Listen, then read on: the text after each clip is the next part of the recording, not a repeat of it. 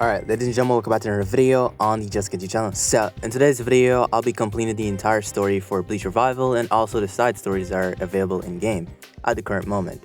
But if you guys are new to the channel, please hit the video, subscribe, and turn on post notifications. Trying to hit 25k subs, so please go. Also, join up my Discord server in the description of the video. So yeah, let's jump into the story mode of Bleach Revival. So basically once you load into the game and you press play, basically the story starts off. What the story starts off as is basically, let's just say you're Ichigo Kurosaki and in class right now, you're learning about math. Meanwhile, math is being taught in the class, you are asleep. You were asleep the entire lesson. And basically you finally wake up, and once you wake up, you have to head out because you have to leave before the gates close for the school. Now, if you guys want to see the dialogue, I mean, you can pause and read it, but I'm just trying to summarize it because it's a really long story, and if I read the entire dialogue, this video might be 2 hours long, so yeah. But once you go outside, basically what you will see is that you will see your classmates are dead. Now, each of them are gone, and you wonder what is happening, and you start to think if what you're seeing is just your head messing with you or whatever is going on. But basically, once this is happening, you start feeling strange. And the reason you start feeling strange is because of what is in front of you. What exactly is in front of you is a hollow. Now, what this hollow is a special hollow, which you will learn later on in the story. Now, before the hollow kills you, you're on the floor and you start to feel weird energies around you. Now, what this means is that you are being affected by something and you don't know what it is. But before the hollow can even get its attack on you, you are saved by a Soul Reaper. Now, this mysterious Soul Reaper girl named is Ruby, but we know her as Rukia. Now, basically what this means is that Rukia saved her life. Now, the reason Rukia saved your life is because she doesn't want you to die, and also she cannot defeat the hollow by herself. So she lets you defeat the hollow for her. Basically, another thing that you need to know is that around this time is when you have to pick which race you want to be. Hollow, Soul Reaper, or Quincy. Now, I don't know if each of these races have a different story mode, but I went Shinigami for this one because I'm doing an Ichigo build. But basically, she will just explain that the hollow is dangerous and she needs your help defeating it. Now, another thing you need to know is whatever skill tree that you pick in this scene right here is your primary skill tree. If you pick Kendo, you're going to have 50 out of 50 Kendo, which means that your Kendo skill tree will be the most powerful out of all the others. Now, you get to pick 3 of them. You get to pick your primary one, your secondary one, and then just an extra one at the end. Now, I picked Sword, Speed, and lastly, Medic. Now, let's jump into the fight with the hollow. Now, this is the introduction fight. Now, it's nothing difficult really. It's a really easy fight in my personal opinion, and it's something that you can probably easily do if you just know what you're doing in this Bleach game. But this game basically is just giving you a feel for the combat, where you have M2, you have parry, you have perfect block, you have all type of stuff in the game, so it's very easy to do. But yeah. Okay, after defeating the starter hollow, the next thing that will happen is basically they will have a cutscene, and the cutscene will just show you around Bleach Revival, welcome you to the game, showing you all the important stuff. For example, showing you the bridge, because you're going to be crossing that bridge a lot. And another thing that they show is the mission board, which is very important, because you can't just do the story in one go. There's level requirements for each part of the story, so you have to make sure that you have the correct amount of levels, and the quests are not that hard. It's very easy to do. You can just fight random NPCs around the map, they give levels, you can do the mission boards. There's a lot of options for you to do quests in the game than actually just going in and bandit beating. There's a lot of options there. But after this, basically what they will tell you is just to go to the main menu to try out the tutorial, and that's when you're finished with the beginning of Bleach Revival. Okay, after finishing the tutorial, basically you should have a better feel for the combat, but the next part of the story is that you feel an unknown voice calling for you because you have a sudden urge and need to find out what is happening. After you follow your instincts, you will find this place. Now, in this place, you will meet a mysterious man that many of you guys may know as Kosuke Urahara, but in this game, his name is Kosuke. Basically, what he says is that he's introducing himself as Kosuke, he's a Soul Reaper, and basically he was supposed to be a normal human, and here we are now. Basically what he means is that our abilities are not an accident and something is happening in the world and our abilities need to be amplified. And basically what he means by this is that he's going to put us on a trial. And in this trial, basically what you're going to have to do is you have to fight this random hollow. Now, after beating this random hollow, something strange will happen. A gate will open from the skies, which is a Garganta, and basically from the Garganta comes a Menos. After beating the Menos, you have to speak to Kosuke again, and once you speak to Kosuke again, you will explain to him that something crazy happened, and that a giant monster came out of the sky, and he will explain that that was not some ordinary hollow or just a random hollow. It is a Gillian, a version of a hollow that is evolved from a normal hollow, basically. But after you're done with this, he'll just explain what the Gillians are, aka the Menaces, and then you're done. And then he'll give you a phone. What the phone is that he can contact you whenever he wants, and it's basically very important for later on because there are a lot of quests that involves that phone, so just keep that in mind. Okay, so after receiving your phone, the next mission starts off with Kosuke calling you. Basically, what he's calling you for is to report to him immediately and come find him. Now, after you hang up the call, basically you know exactly where Kosuke will be. He'll be exactly at his shop. Now, the next part is basically Kosuke explaining to you what has been happening. So, ever since we have been given power, we're basically a anomaly.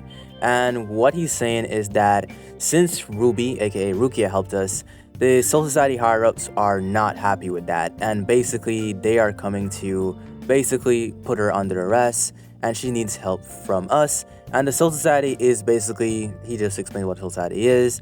It's just a place where Shinigamis live, and it's a place for only Shinigamis who live there and not for Shinigamis who have been exiled and etc. So the next part is basically we have to go find Ruby and rescue her from being captured by the Soul Society. Now, okay, so after you follow Kosuke to this location, this was the last location that Rukia was seen. So basically what he tells you to do is to be quiet because there is a conversation happening between two Shinigamis. Now, if you guys seen Bleach, you guys know who these two Shinigamis are. It is Renji and Byakuya. Now, what they're discussing is that Byakuya wants to go back to the Soul Society and take Rukia, but Renji is he really wants to find the anomaly because he fears that whoever Rukia awakens might be the anomaly because they've been sensing a strange aura ever since they got there, and they've been thinking about what if the Gillian was after the anomaly and so many stuff. But at this current point, we don't know who the anomaly is or what it is because they've been fearing it ever since then. But then Rukia was like, hey guys, you guys have company, and Kosuke is finally here with, the main character, which is you. Now, basically what's going to happen is that you're going to enter a boss fight against Renji. Now, this is the first time you will see how the boss fights work. Basically, you will have the boss there, and you will have these red zones at the bottom. Now, these red zones at the bottom is very annoying because once you're focused on the boss fight, these red zones appear just to distract you and make the boss fight a lot harder. Now, boss fights in this game are not that difficult. It's just that the red spots do a lot of damage and you have to avoid them constantly. But after you beat Renji, basically what will happen is, yes, you beat him. And you barely took any damage. You beat him with 0 difficulty. But after beating him, very similar to the Bleach manga/anime, you get defeated by Byakuya with 1 attack. Now, after being defeated by Byakuya, he just leaves because he sees you as a pitiful creature. And he just left. Now, after that, Kosuke heals you. And after he heals you, he tells you to report back to him immediately and to get back to where he is, which is at the hut. Now, after reporting back to Kosuke, you thank him for healing you, but you have a question. You ask him, why didn't he help you? If he is so strong, you probably think he's so strong because he knows so much about the world and stuff, but he didn't help you. But he says it's complicated. And then you also ask what is Shikai, because Shikai was mentioned once in the dialogue before with Byakuya and Renji. Now, basically, he tells you about Shikai is an evolution for, the first awakening stage of a Shinigami, and basically the next time we speak to him, we need to know about her inner world, and we have to find a way to unlock it. Now, so the next story part starts off with a call from Kosuke again, and basically what he calls you for is for you to meet him at his hideout again. Now, once you go to his hideout, basically what he will tell you is that it's good to see you once again, and something that he has to tell you is that the situation in the Soul Society has became very terrible because Ruby is now captured. And something else that we found out is that our life is connected to Ruby. If Ruby dies, we die. And that is very bad. Now, another thing that he says is that he needs us to unlock our Shikai and our inner world as fast as possible.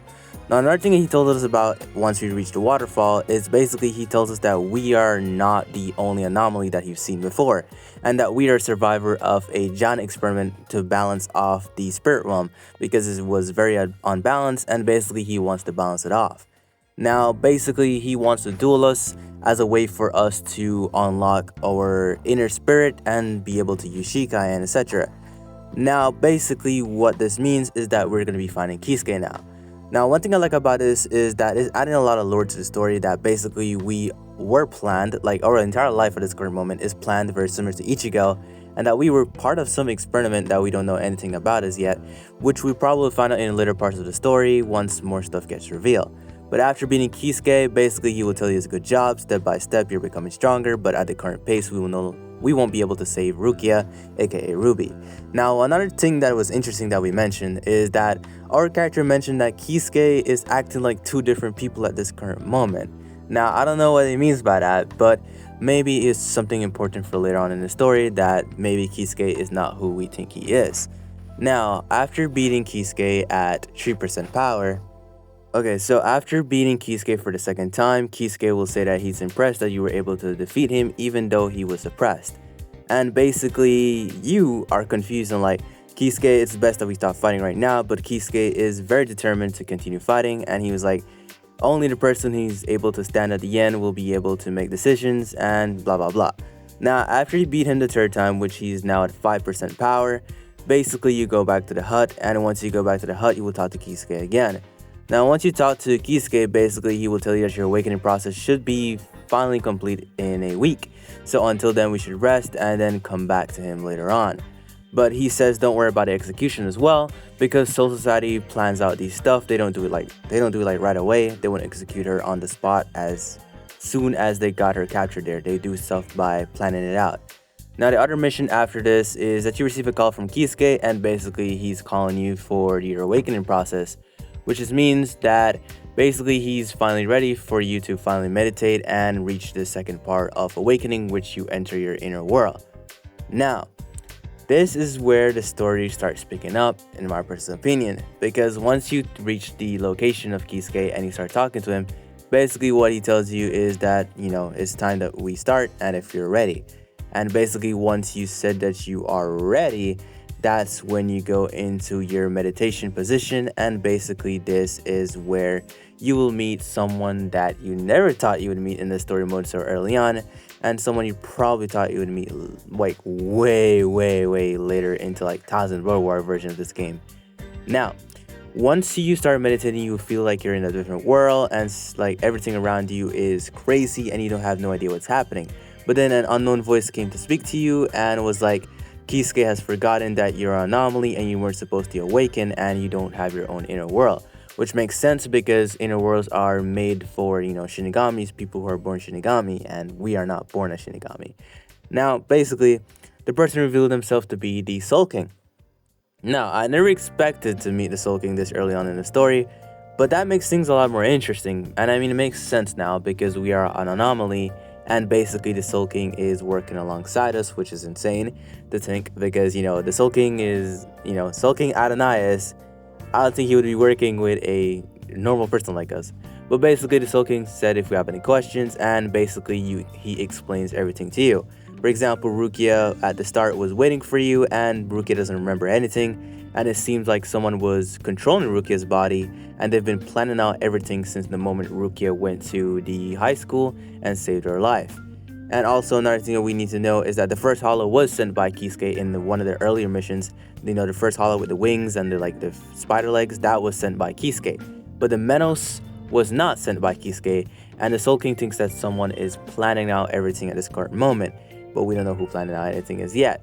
Now, another thing as well is that Ruby got captured because Kosuke didn't want to fight Byakuya. And the reason he didn't want to fight Byakuya is because Kosuke was defeated by Byakuya in the past, and he feels like it's not that time to fight Byakuya again, but he knows that he will have to face Byakuya later on, which is interesting. Also, another thing that caught my interest was that the Soul King didn't want you to tell anything to Kosuke. Now, that's pretty odd. Now, another thing that our character said is that they don't trust anybody right now, and they don't know who to trust, it makes sense because, we trust Kosuke, but, also Kosuke mentioned that we are 95% done with awakening our Shikai, which is pretty good because it takes normal people years to even achieve this level.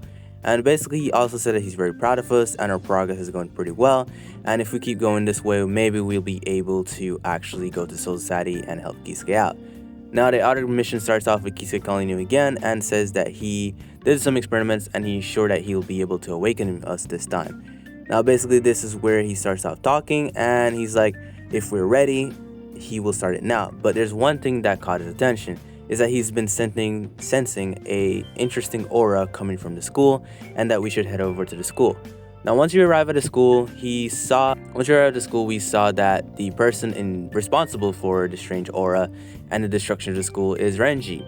Now, we already beat Renji before, so of course the main character is very cocky because we already beat him, and it's like, are you ready to get beaten again? Because your captain isn't here to save you this time. Now, the first stage of the Renji fight is 10% of his power.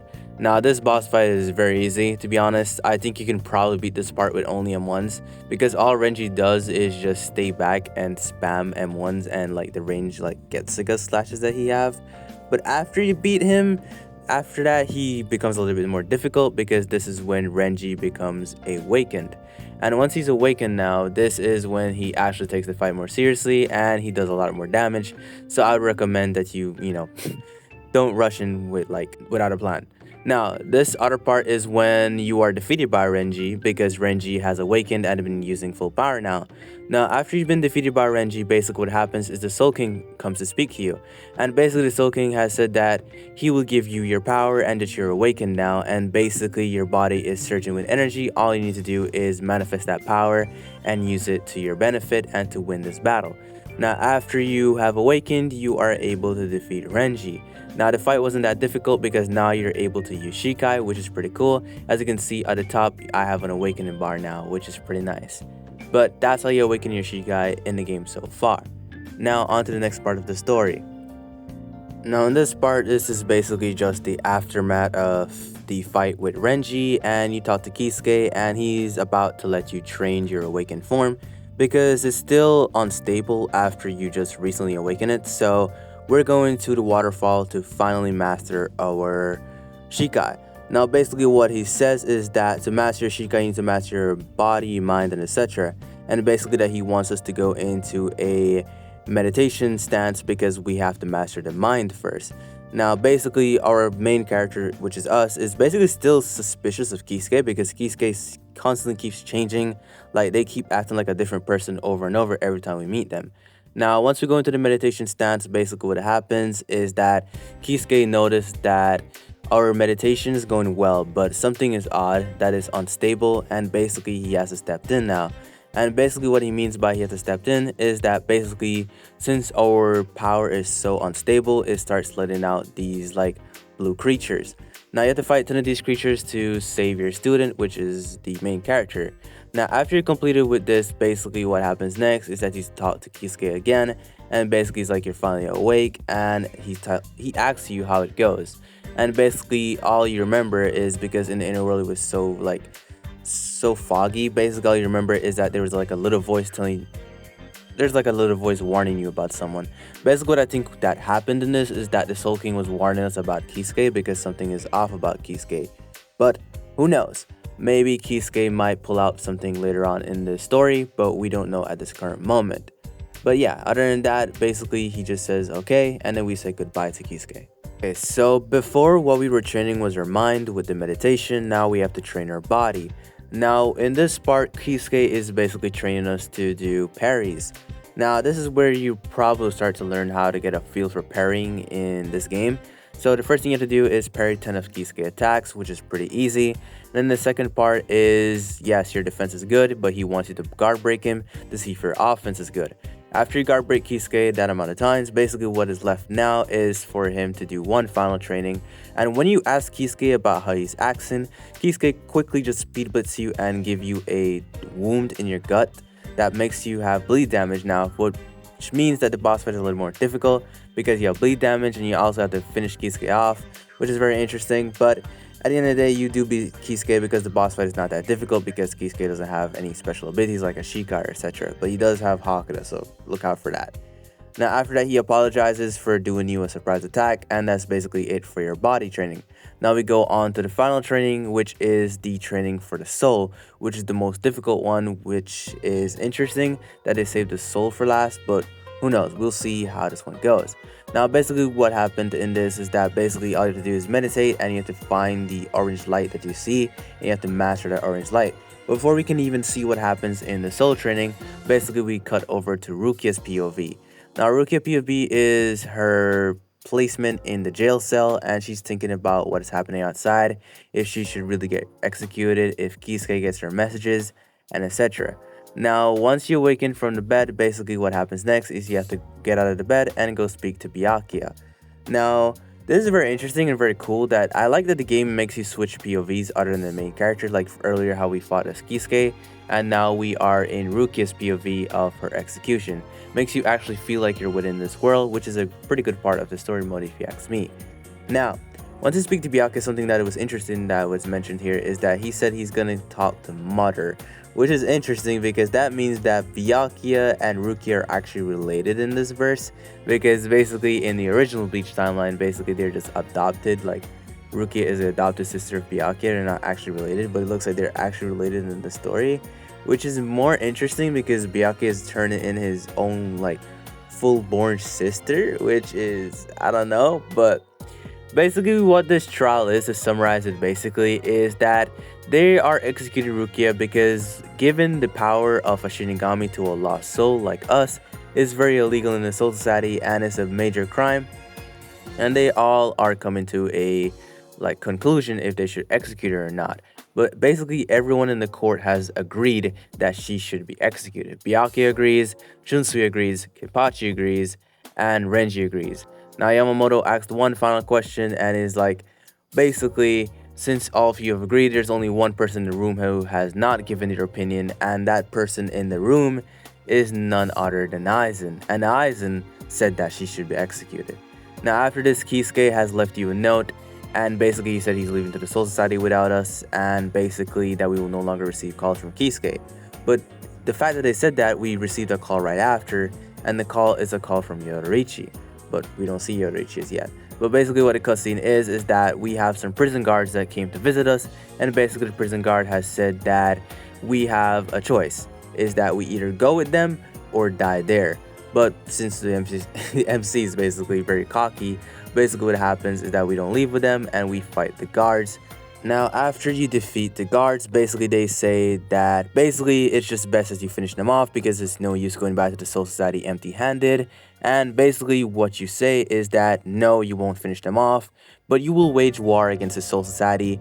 And you do say that you don't have a way to get to the Soul Society by yourself, but Yoruichi comes beside you and says that basically it's crazy that we are waging war against an entire dimension full of Soul Reapers that we don't even know, and that her name is Yoruichi and she's a Soul Reaper and her partner is Kisuke and someone has framed them.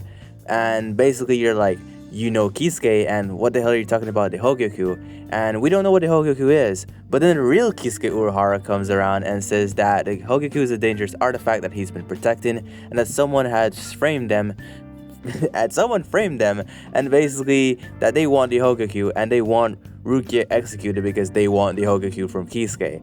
Now what this means is that the Kisuke that we've been training with this entire time is a fake Kisuke, and the Kisuke here is the Kisuke that doesn't even know us, and everything that we've been doing for the entire time is a lie. And that's a crazy way to end off the first part of the story, in my personal opinion. But that's pretty much it for the main story at the current moment. But after you're finished with this quest, you have mastered your Shikai, and you're able to freely use your Shikai without the time limit anymore, because before you had a time limit. Now that's basically it for the main story. Now we go on to the side stories, which is not anything crazy, but it is pretty cool if you ask me. But yeah. Okay, so the first side story is the Orihime side story. Basically, all you want to do if you want to find the side story is you go towards the gray exclamation marks on the map. Now, what will happen here is that you meet Orihime after all the events that happened early on in the game. And what happened early on is, the Hollow murdered everyone at the school, you included, I think, because she mentioned that she can see spirits and she can see you. But yeah, you reintroduce yourself to Orihime, you're like, hey, my name is JustKenshi, and she's like, oh, you're the guy from class, and blah, blah, blah.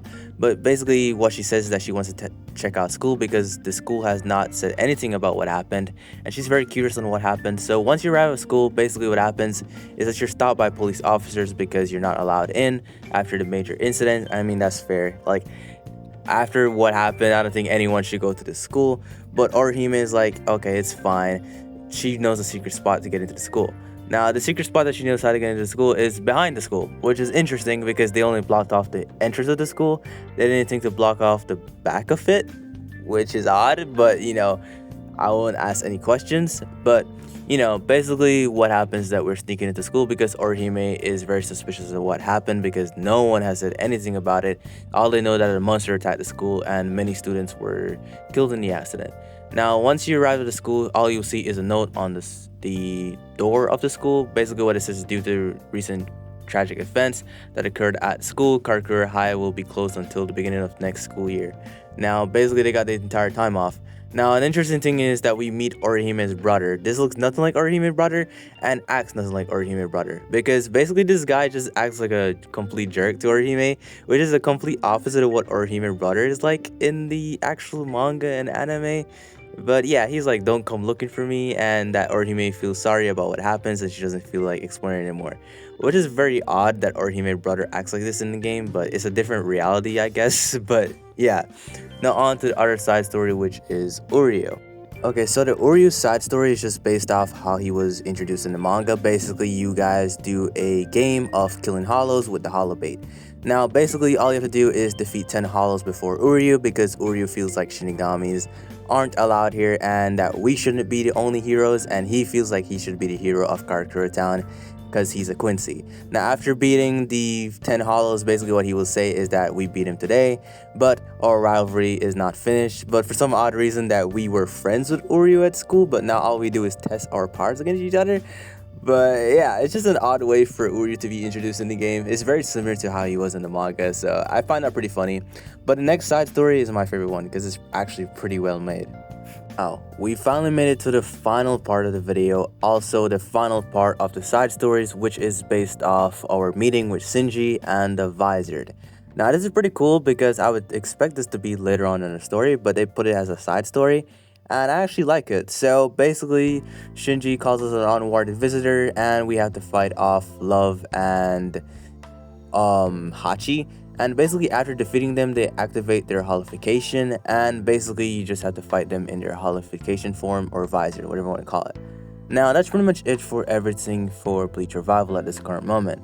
Now, you guys have seen the entire first part of the story, and tell me guys thoughts on the story so far in the comment section below. Also, tell me guys thoughts on these side stories, because these side stories are actually pretty cool. It puts like more lore into the game other than just the main story, which I pretty much like. But yeah, I actually really enjoy this game. This is probably one of my favorite Bleach games now.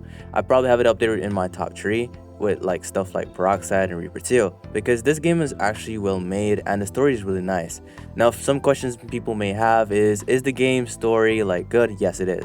Is the game carried by the story? No. There's like many other stuff you can do. As you can see, there's like many quests in the game other than story. I mean, you could like do like the side stories if you're done with the main stories if you want more lore of this game. This game has an entire lore in it, which is pretty cool because I've never seen anything like this in any Bleach game.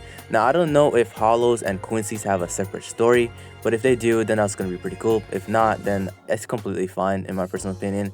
But it wouldn't make sense for like some parts, like, why would a Hollow want to help Rukia, and like why would a Hollow also want to help the Soul Society, but at the end of the day, I really do enjoy this game, and when the game releases, I hope you guys give it a try. I know that the beginning might be kind of tough because I have to actually grind up to actually get to the interesting part of the story, but if you've played the Bleach games already, so you already know what you're getting into when you play a Bleach game. You have to grind. But yeah, I hope you guys enjoyed today's video. This is pretty fun to do. I actually enjoyed playing the entire story mode. It was like probably the funnest thing I had on a Bleach Roblox game in a minute. Good to sign off. Love y'all and peace.